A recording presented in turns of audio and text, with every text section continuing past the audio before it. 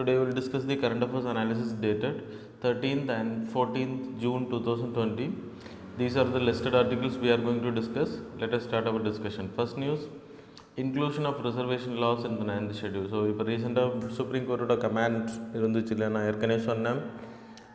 இதோட ஹிஸ்ட்ரியை நான் சொல்லிடுறேன் எதனால் இது நியூஸில் வந்திருக்கு அப்படின்ட்டு. Supreme court recent observation, right to reservation is not a fundamental right அப்படின்னு சொல்லியிருந்தாங்க. ஸோ இதுக்கு முன்னாடி சுப்ரீம் கோர்ட் வந்து ப்ரமோஷன்ஸில் ரிசர்வேஷன்ஸ் ஓபிசிக்கு எஸ்சி/எஸ்டிக்கு ரிசர்வேஷன் கொடுக்கறது இட்ஸ் நாட் அ மேண்டேட்ரி அப்படின்றத சொல்லியிருந்தாங்க. So it is you can't claim as a fundamental right அப்படின்னு சொல்லியிருந்தாங்க. அதே மாதிரி இப்போ சுப்ரீம் கோர்ட் வந்து நார்மல் ரிசர்வேஷன்ஸ், நான் ரீசெண்டாக லாஸ்ட் ஆர்டிக்கிள்னு நினைக்கிறேன், லாஸ்ட் கரண்ட் அஃபேர்ஸில் I have discussed about it. So right to reservation fundamental ரைட்ஸில் தான் இருக்குது, but it is not a fundamental right அப்படின்றது சுப்ரீம் கோர்ட் சொல்லியிருக்காங்க. ஸோ இதை எதிர்த்து தான் ஒரு union minister has spoken this like ஸ்டேட்மெண்ட்டை சொல்லியிருக்காங்க. So every reservation laws related to SC ST OBC எல்லாமே வந்து 9th ஷெட்யூலில் போட்டாச்சு அப்படின்னா it won't come under judicial review. Is already attach to fundamental right அப்படின்றப்போ இந்த பூவர்ஸுக்கான கிளைம் கிடைக்கும் அப்படின்றத அவர் சொல்லியிருக்காரு. Anyway we have to wait and see. So in this contest we will discuss about the reservations கேட்டகரியை நான் சொல்கிறேன், little bit I will explain. அதுக்கப்புறம் 9th ஷெட்யூல் வெரி இம்பார்ட்டண்ட், அதை பற்றி நான் சொல்கிறேன், சரியா? So reservation is not confined to SC ST அப்படின்னு சொல்லியிருக்காரு. ஸோ ஓபிசிக்கு மட்டும் இல்லை, புவர் செக்ஷன் ஓசி கேட்டகரி பீப்புளுக்கும் கொடுக்குறாங்க அப்படின்றது. எஸ்சி/எஸ்டி ரிசர்வேஷனை பொறுத்த வரைக்கும் 15%, எஸ்சி 15 அண்ட் தென் 7.5% வந்து எஸ்டி கேட்டகரிக்கும், ஓபிசிக்கு வந்து 27%. தமிழ்நாடு போல் இருக்கக்கூடிய ஸ்டேட்ஸில் எஸ்சி/எஸ்டி பாப்புலேஷனை விட ஓபிசி பாப்புலேஷன் அதிகமாக இருக்கிறனால we are providing like more than near to 50% நம்ம ப்ரொவைட் பண்ணுறோம். மண்டல் கமிஷனோட ரெக்கமெண்டேஷன் வந்து ஓபிசிக்கு வந்து பாப்புலேஷன் வைஸில் 27% வந்து ரிசர்வேஷன் கொடுக்கணும்னு சொல்லப்பட்ட ரெக்கமெண்டேஷன் அடிப்படையில் 1991 when Narasimha Rao was the prime minister, he implemented OBC economically weaker section, socially educationally backward செஷனுக்கு லைக் வீக்கர் செஷனுக்கு we have to provide reservation அப்படின்ற கேட்டகரியில் ஓபிசி கேட்டகரி பீப்புளுக்கு 27% ரிசர்வேஷன் கொடுத்தாங்க. அதுக்கப்புறம் poor section the FC category upper caste பீப்புளுக்கும் reservation provide பண்ணாங்க. So இதை சேலஞ்ச் பண்ணது இந்திரா சானி அப்படின்ற ஜட்ஜ். ஸோ இந்த case against Union of India 1992 இந்த கேஸ் வருது. இந்த கேஸ் வரும்போது சுப்ரீம் கோர்ட் என்ன சொல்லிச்சோம்னா, ஓபிசிக்கு ரிசர்வேஷன் கொடுத்துருக்கீங்க அப்படின்னா it's a must 27%. You can go under article 15 அடிப்படை 16 அடிப்படையில் you can go for that. ஆனால் லைக் 10 அந்த அப்பர் காஸ்ட்டுக்கு ரிசர்வேஷன் ப்ரொவைட் பண்ணாங்க இல்லையா, அது வந்து இட் இஸ் கோ நல் அண்ட் வாய்ட் அப்படின்னா அதுக்கான ரீசன் என்ன அப்படின்னா 15லேயும் சரி 16லேயும் சரி you can give reservation socially educationally backward cost கொடுக்கலான்னு சொல்லியிருக்காங்க. அப்பர் காஸ்ட்டை பொறுத்த வரைக்கும் they are not socially educationally backward அப்படின்றதுனால கொடுக்க முடியாது அப்படின்றத, அதனால அது நல்லா அண்ட் வாய்ட் பண்ணாங்க. And then they made a caution. So நீங்கள் எப்படி வேணால் ரிசர்வேஷன் ப்ரொவைட் பண்ணுங்கள், ஆனால் கொடுக்கக்கூடிய ரிசர்வேஷன் வந்து 50% மார்க்கை தாண்டக்கூடாது அப்படின்றத சொல்லியிருந்தாங்க இன் 1992 ஜட்ஜ்மெண்ட். அதுக்கு பிறகு upper caste was in crisis. So poor people இருக்காங்க இல்லையா அப்பர் காஸ்ட்டில், அவங்களுக்கு வந்து ரிசர்வேஷன் ப்ரொவைட் பண்ணப்பில்லை. ஸோ நிறைய லைக் எதிர்ப்புகள்லாம் இருந்துச்சு. Whatever it is, 2019 current ruling government என்ன பண்ணாங்கன்னா ஒன் தேர்ட் கான்ஸ்டியூஷனல் அமெண்ட்மெண்ட், கான்ஸ்டியூஷனை சேஞ்ச் பண்ணாங்க.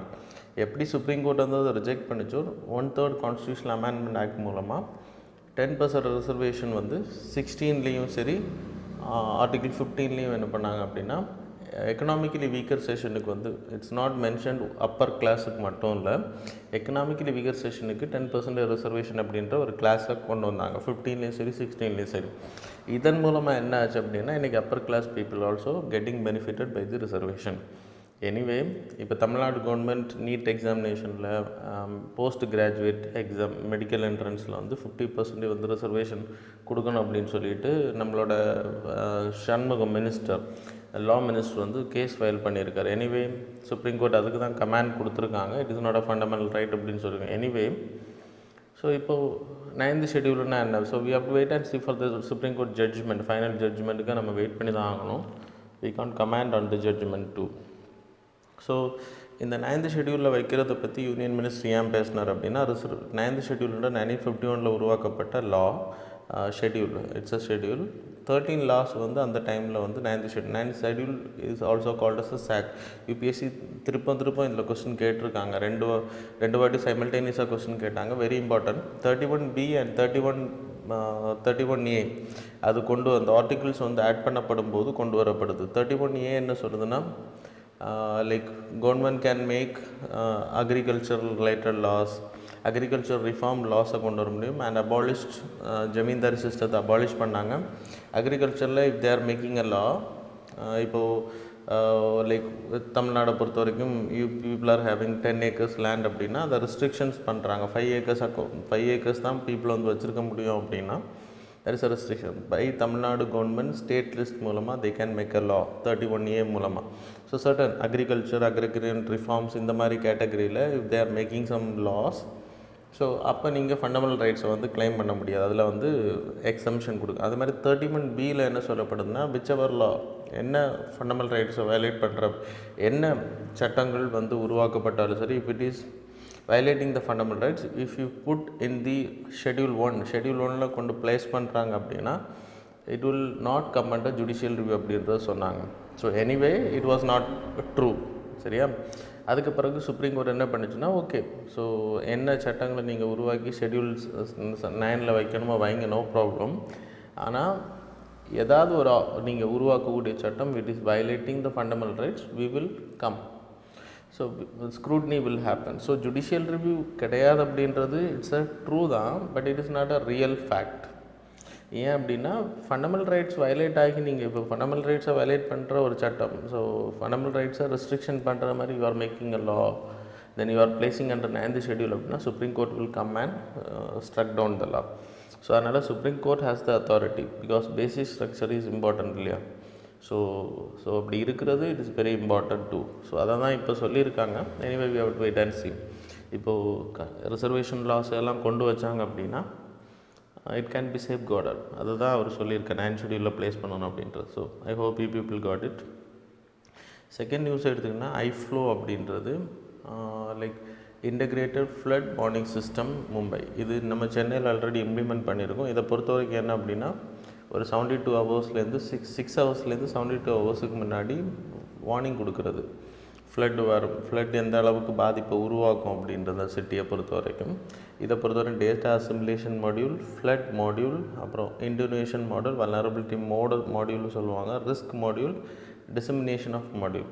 டேட்டா அசிமுலேஷன் அப்படின்னா கலெக்ட் பண்ணுறது, அந்த ஏரியாவில் எப்பப்போ ஃப்ளட் வருது, எந்தெந்த டைமில் வருது அப்படின்றது. ஃப்ளட் மாடியூல் அப்படின்றது என்னென்ன கேட்டகரி. தென் இன்டோனேஷன் அப்படின்னா இப்போது அனௌன்ஸ்மெண்ட் பண்ணுறாங்க இந்தந்த டைம் பீரியடில் ஃப்ளட் வரும் அப்படின்றப்போ அந்த ஏரியாவுக்கு ட்ரைனேஜ் எல்லாம் க்ளீன் பண்ணுறது, தூர் வாடுறது, இந்த மாதிரியான பண்ணுற. வல்னரபிலிட்டி மோட் அப்படின்னா எந்த ஏரியா வந்து ரொம்ப ரிஸ்க்கான ஏரியா, இந்த ரிஸ்க் அண்ட் வல்னரபிலிட்டி சேம். தென் டெசிமினேஷன் மாடியூலை பொறுத்த வரைக்கும் spreading the information to all. சரியா? ஸோ எல்லோரும் லைக் அது மாதிரி இப்போ மும்பையில் அதை இன்ட்ரடியூஸ் பண்ணிங்க, ஆல்ரெடி சென்னையில் இம்ப்ளிமெண்ட் பண்ணியிருக்கேன். இனி பெங்களூரு, கொல்கட்டா போன்ற சிட்டிஸில் வர்றதுக்கான வாய்ப்புகள் அதிகம். வை திஸ் இஸ் இம்பார்ட்டன்ட் அப்படின்னா, இப்போது லைக் ஃப்ளட் அதிகமாக பாதிக்கப்பட்டுருச்சு அப்படின்னா ட்ராபிக்கல் சைக்ளோன்ஸ் அதிகமாக அஃபெக்ட் ஆகக்கூடிய பிளேஸ். இப்போ ரீசெண்டாக கூட அங்கே நிஷர்கா, சரியா? ஸோ அந்த புயல் வந்து அங்கே தாக்குச்சு இல்லையா? அதே மாதிரி மும்பையை பொறுத்த வரைக்கும் so it's a sea based area. So sea flood வர்றதுக்கான, சி வாட்டர் உள்ளே வர்றதுக்கான வாய்ப்புகள் அதிகமாக இருக்கக்கூடிய ஏரியா. ஸோ டிராஃபிக் ப்ராப்ளம்ஸ் இருக்கும். ஃப்ளட் இருக்கும்போது மழை அதிகமாக இருக்கும். 2007 இருக்கட்டும், 2005 அண்ட் 2017 அங்கே ஃப்ளட் அதிகமாக இருந்திருக்கு சென்னை மாதிரி. So it will give benefit. சரியா? தென் தேர்ட் நியூஸை பொறுத்த வரைக்கும் FSSAI, food safety and standards authority of India. It's and regulatory body for ஃபுட்டை வந்து இந்தியாவில் அடல்ட்ரேஷன் எல்லாம் தடுக்கிறதுக்கான ஒரு ரெகுலேட்டரி பாடி தான். அவங்க வந்து ஒரு ஃபுட் சேஃப்டி இண்டெக்ஸ் ரிலீஸ் பண்ணியிருக்காங்க 2019-20. எந்தெந்த ஸ்டேட்ஸ் வந்து கரெக்டாக மெயின்டைன் பண்ணியிருக்காங்க அப்படின்ற பேசிஸில்.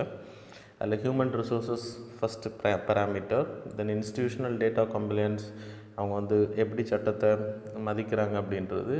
தென் ஃபுட் டெஸ்டிங் ஃபெசிலிட்டி, எந்தெந்த மாதிரியான டெஸ்டிங் ஃபெசிலிட்டிஸ் வந்து எந்தெந்த ஸ்டேட் வந்து இன்ஸ்பெக்ஷன் ப்ராப்பராக பண்ணுறாங்களா அப்படின்றது. தென் ட்ரைனிங் கெப்பாசிட்டி பில்டிங். ஸோ வீடுகளில் பண்ணக்கூடிய ஃபுட் பேக்கெட்ஸ் எப்படி அதை பேராமீட்டர்ஸ் எல்லாம் கரெக்டாக மெயின்டைன் பண்ணப்படுது அப்படின்ற இந்த 5 பேராமீட்டர்ஸ் அடிப்படையில் அந்த ரிப்போர்ட் தயாரிக்கப்படுது.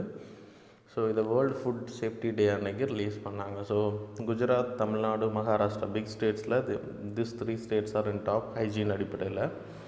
தென் ஸ்மாலர் ஸ்டேட்ஸில் Goa is in top and then Manipur, அப்புறம் மேகாலயா. தென் யூனியன் டெரிட்டரியில் Chandigarh is in top, Delhi and Andaman Nicobar island. Food safety and standards authority நான் உங்களுக்கு சொன்னேன், இட்ஸ் ரெகுலேட்டரி 2006 ஆக்ட் மூலமாக உருவாக்கப்படுது. Ministry of health and family welfares கீழே வரும். இவங்களோட பர்பஸ் பப்ளிக் ஹெல்த்தை மெயின்டைன் பண்ணுறது ஃபுட் ரிலேட்டடாக. ஸோ அது சூப்பர்விஷன் ஆன் ஃபுட் சேஃப்டி பண்ணுவாங்க. That is been non executive chairperson appointed by the central government. So then Sahakar Mitra அப்படின்றது நம்ம ரீசெண்டாக அர்பன் லேர்னிங் இன்டர்ன்ஷிப் ப்ரோக்ராத்தை பற்றி நான் உங்களுக்கு சொன்னேன். அர்பன் ஏரியாவில் இருக்கக்கூடிய ஸ்மார்ட் சிட்டி மிஷன் அடிப்படையில் அந்த அர்பன் ஏரியாவில் இருக்கக்கூடிய like engineers, graduates less than 18 months அவங்க கிராஜுவேஷன் முடித்து இருக்கிறாங்க அப்படின்னா, ஜாப் இல்லாமல் இருக்காங்கன்னா they can go for this internship. இதில் ஜாயின் பண்ணாங்க அப்படின்னா they will get a stipend as well as industrial exposure கிடைக்கும் உங்களுக்கு.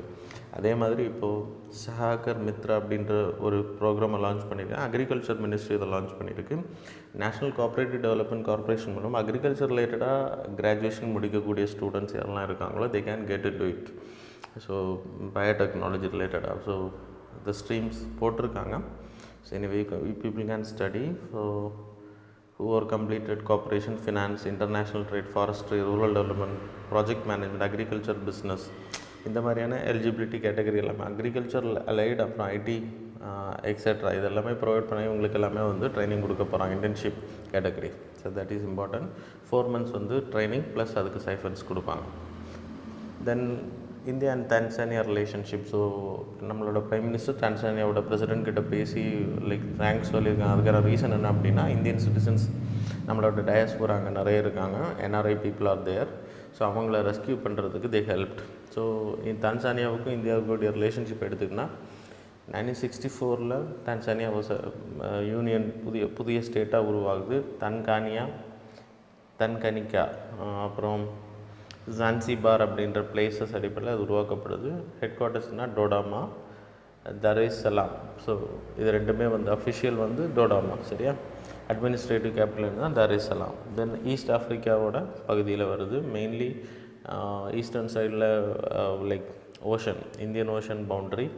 அதே மாதிரி கென்யா டாப்பில் வரும், உகாண்டா, லேக் விக்டோரியா இந்த top, and then Rwanda western சைடில். அதே மாதிரி சவுத் வெஸ்ட்டில் லேக் தங்கானிக்கா, தென் ஜாம்பியா சவுத் வெஸ்ட்டில். அதே மாதிரி சதர்ன் கண்ட்ரிஸ் மால்வா, அப்புறம் லேக் நயாஷா, மொசாம்பிக் அப்படின்னு. இந்த மேப் ரொம்ப இம்பார்ட்டன்ட். அப்புறம் இந்த தான்சானியாவை பொறுத்தவரை Kilimanjaro mountain, highest mountain of African காண்டினென்ட்டில் இருக்கக்கூடிய அது அங்கே தான் இருக்குது. அதே மாதிரி world second deepest lake Tanganyika 1436 meters, அதுவும் அங்கே தான் இருக்குது. வெரி இம்பார்ட்டன்ட் இந்த ஜியாகிரபிக்கல் ஏரியா. தான்சானியா பொறுத்த வரைக்கும் இட்ஸ் அ க்ரோயிங் கண்ட்ரி இந்த ஆஃப்ரிக்கா. இந்தியாவும் ஆஃப்ரிக்காவோட relationship having high commission office அங்கே இருக்குது. இந்தியன் நேவல் ஓவர்சீஸ் டெவலப்மெண்ட் அங்கே பண்ணிகிட்டு இருக்கோம். பயலாட்ரல் அக்ரிமெண்ட்ஸ் இதெல்லாம் நார்மலாக உள்ளது. Just study it. I am not ready to waste time, சரியா. இதெல்லாம் நீங்கள் படிச்சுக்கலாம். Defence cooperation, education cooperation.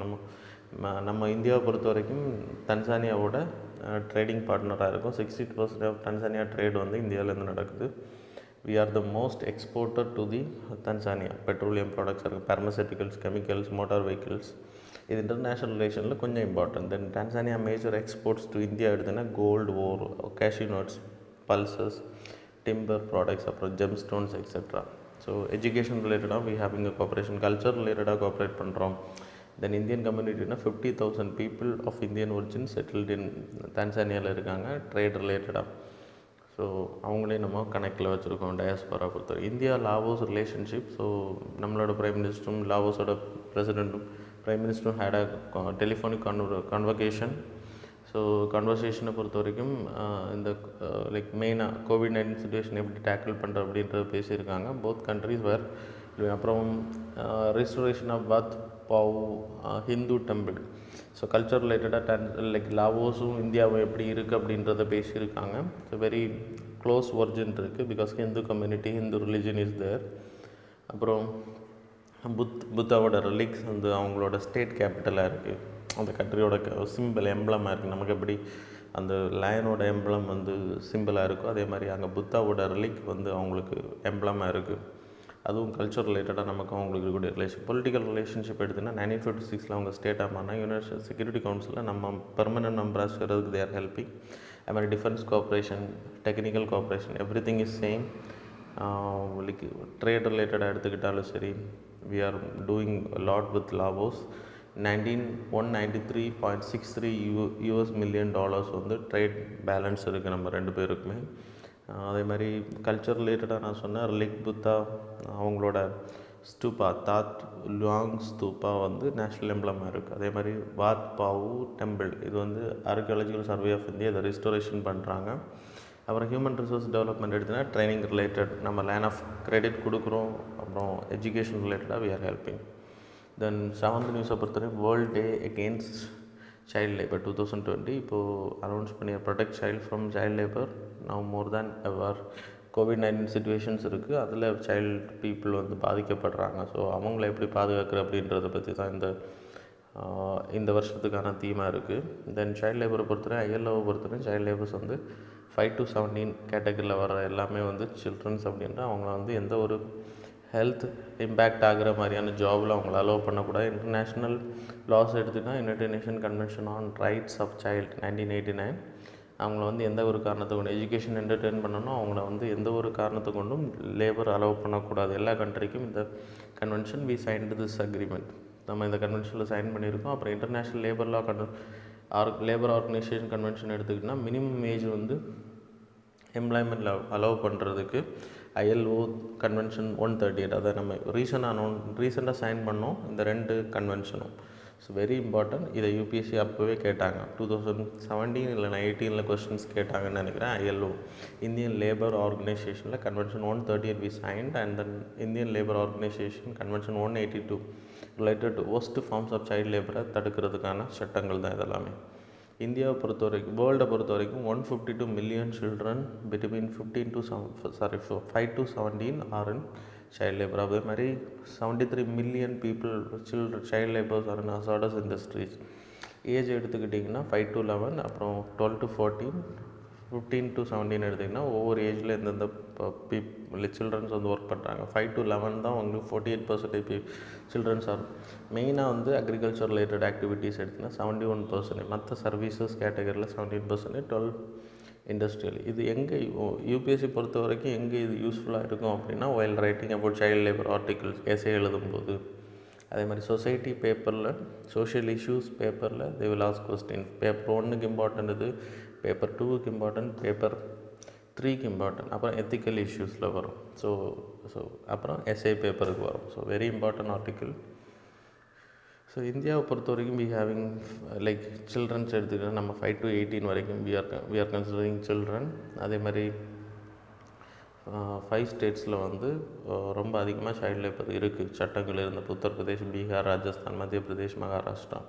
Constitutional provision எடுத்துக்கிட்டிங்கன்னா 24 prohibition of employment of children below the age of 14 in factories. அதை ரீசெண்டாக கூட சேஞ்சஸ் பண்ணியிருந்தோம், அதெல்லாம் நீங்கள் பாலிட்டியில் படிச்சிருப்பீங்க.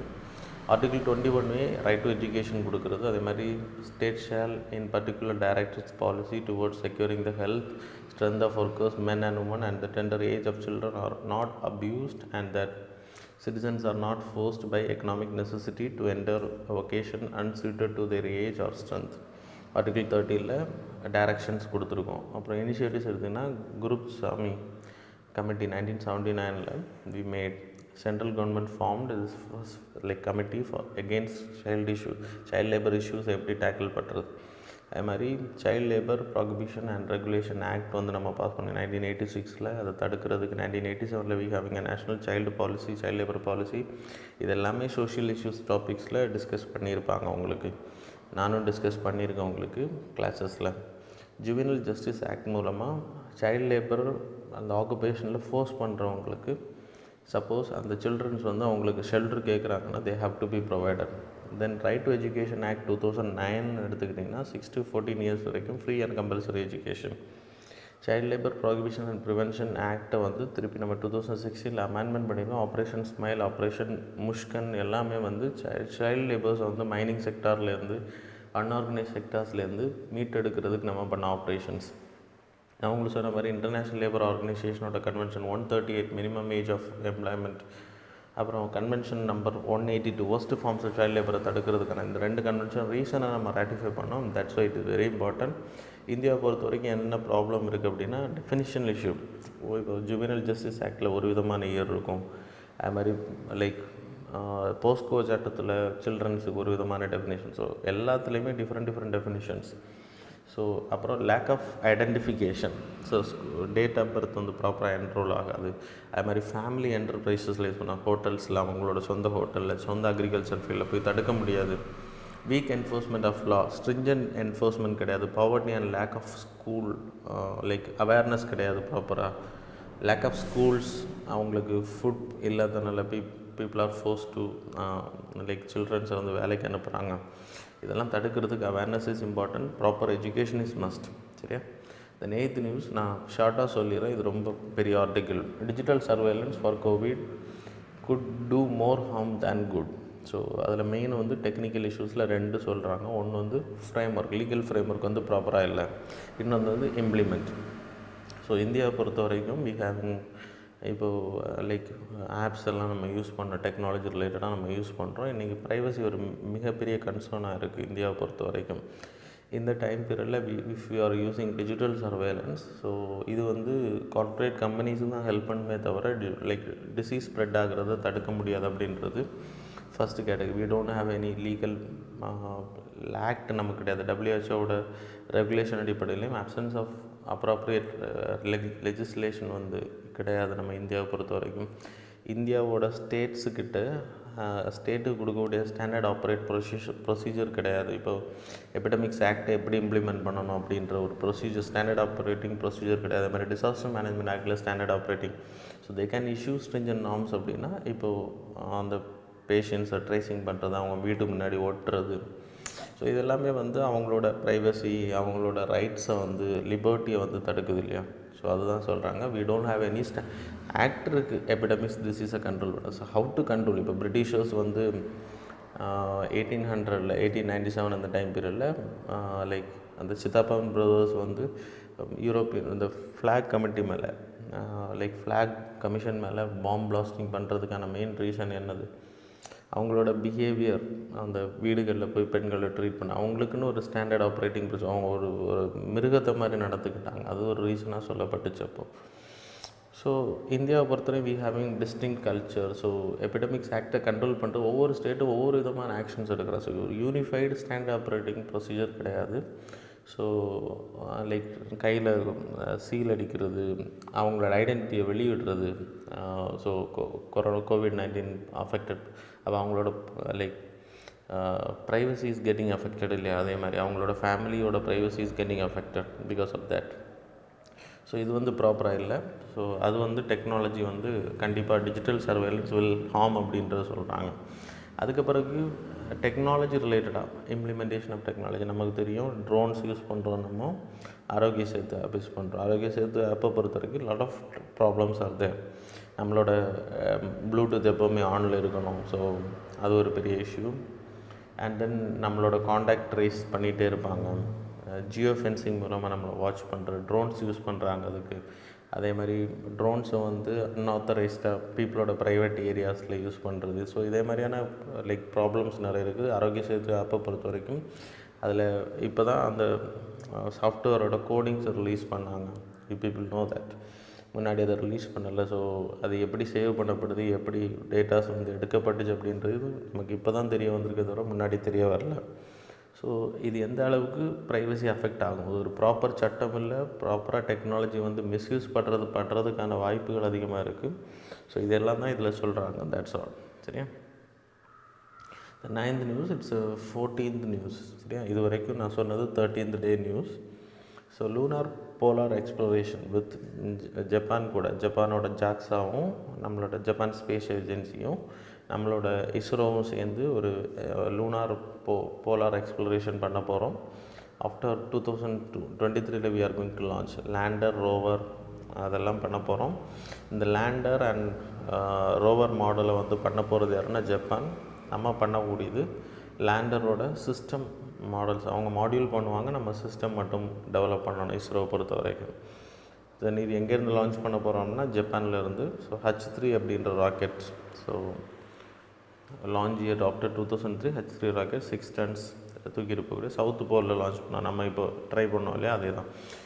மெயின் பர்பஸ் வந்து வாட்டர் டிடெக்ஷன், போலார் ஐஸ் இருக்குது அப்படின்றத டிடெக்ட் பண்ணுறது. Then PKM Mohanty committee not that much important. இந்த கமிட்டியை பொறுத்த வரைக்கும் 5 member committee appointed by the RBI. இப்போது பப்ளிக் செக்டார் பேங்க், பப்ளிக் இல்லை ப்ரைவேட் செக்டார் பேங்க்ஸ் இருக்கு இல்லையா, அந்த ப்ரைவேட் செக்டார் பேங்க்ஸில் ஓனர்ஸுக்கு எந்த மாதிரியான கண்ட்ரோல், லைசன்சிங் பண்ணுறதுக்கு யார் யாருக்கு கொடுக்கலாம் அப்படின்ற ஒரு ரெகுலேஷன்ஸ் வந்து எப்படி பண்ணலாம் அப்படின்ற ஒரு டீட்டெயில்ஸ் வந்து கேட்டு அதை டேம் ஆஃப் ரெஃபரன்ஸில் கொடுத்துருக்காங்க அந்த கமிட்டி ப்ரிப்பேர் பண்ணுறதுக்கு.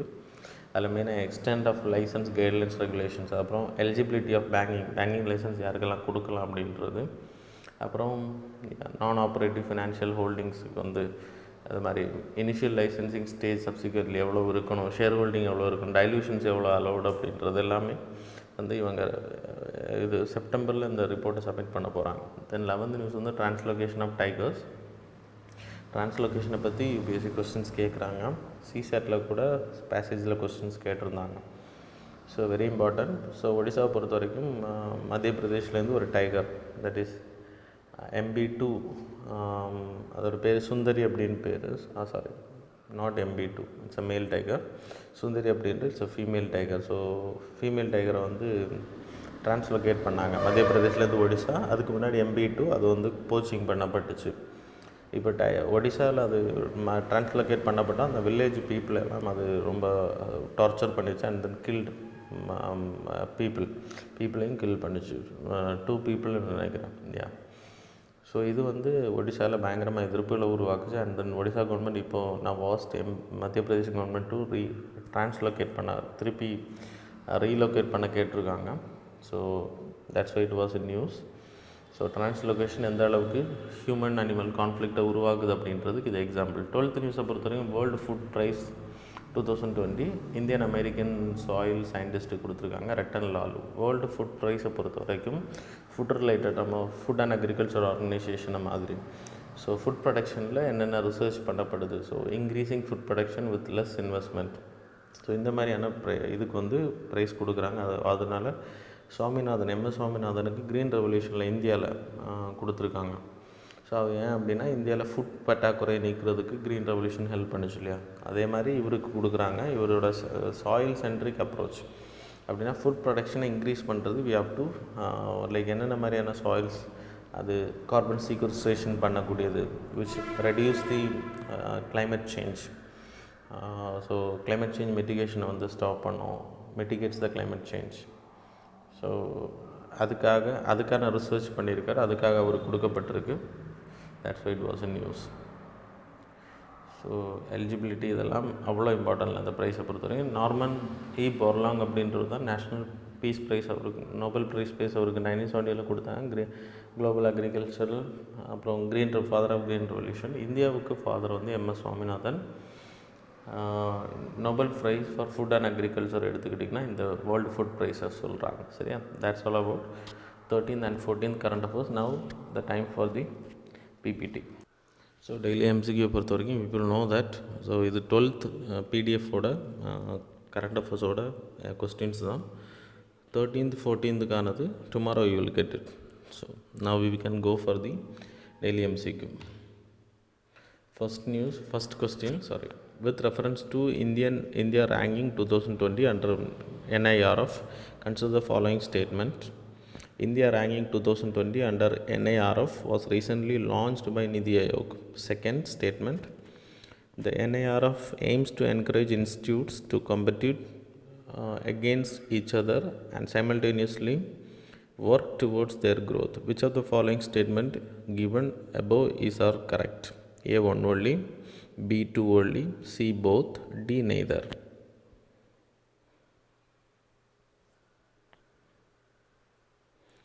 Options are A, one only, B, two only, C, both, D, neither.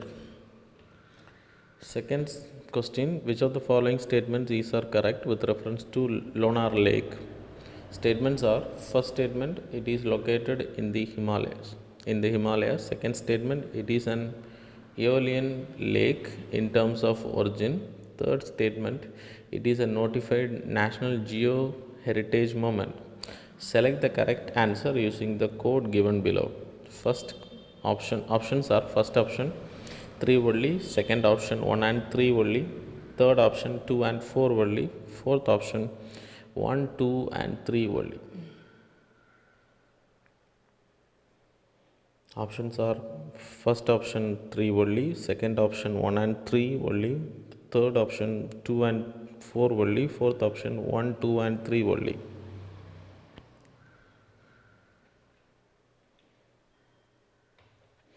Third question, with reference to Indian Gaur, consider the following statements. First statement, it is an endemic species belonging to the Nilgiri Biosphere Reserve. Second, being endangered species under IUCN Red List, Indian Gaur is placed under Schedule 1 of Wildlife Protection Act 1972. So, yeah. Which of the following statement given above is are correct? So options are, first 1 only, second 2 only, 3 both, fourth neither 1 or 2.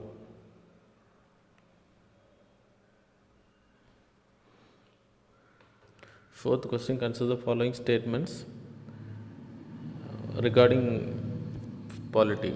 So first statement, the writ petition under Article 32 of the Constitution can be filed only in the case of violation of fundamental rights.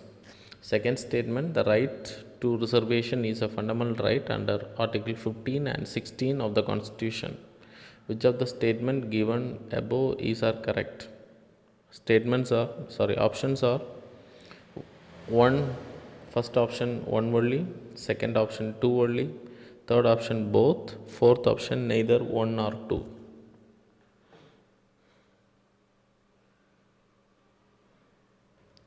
Fifth question, with reference to the import of exotic species, consider the following statement. Statements are, species covered by Wildlife Protection Act 1972 cannot be traded. Second, people importing exotic live species will have to make a mandatory disclosure.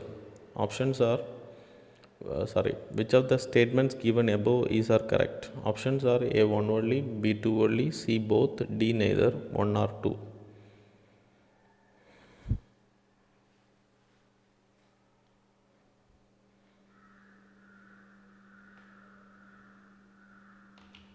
Sixth one, Darbuk Sheokh Daulat Beg Lodi is the 255-kilometer long all-weather road built by Indian Border Roads Organization. So, which of the following is correct? A. Ladakh, B. Sikkim, C. Nagaland, D. Arunachal Pradesh. A. Ladakh, B. Sikkim, C. Nagaland, D. Arunachal Pradesh. So, seventh question, the Challenger Deep is the deepest known point in the Earth's ocean, is located in A. Pacific Ocean, B. Atlantic Ocean, C. Indian Ocean, D. Arctic Ocean. A. Pacific Ocean, B. Atlantic Ocean, C. Indian Ocean, D. Arctic Ocean. So, easy question. Eighth question, Nature Index Table 2020 recently seen in news is published by whom? Options are A. Greenpeace, B. UNDP, C. UNFCCC, D. None of the above. Options are A. Greenpeace, B. UNDP, C. UNFCCC, D. None of the above. So ninth, where is the International Criminal Court ICC is located? Headquarters எங்கன்னு கேட்குறாங்க. Options are A. Netherlands, B. Switzerland, C. France, D. Great Britain. A. Netherlands, B. Switzerland, C. France, D. Great Britain. 10th question, International Religious Freedom IRF report is published by which of the following countries? A. USA, B. France, C. Switzerland, D. United Nations. A. USA, B. France, C. Switzerland, D. United Nations. So that's all about today's current affairs as well as MCQ students. Hope you people answered. Thanks a lot for staying with us.